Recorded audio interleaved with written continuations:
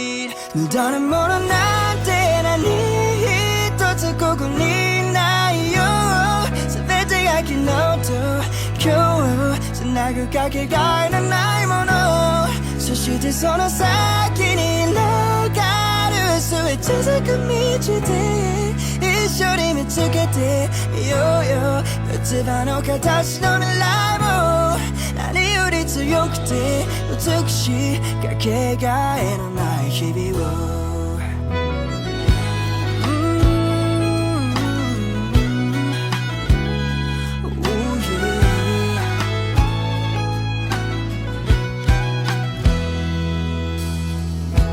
どこどこのロゴのついたシャツより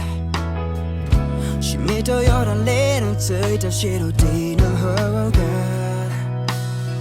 しっくりくるし、僕は一番怒れるんだ。これは世界に一つ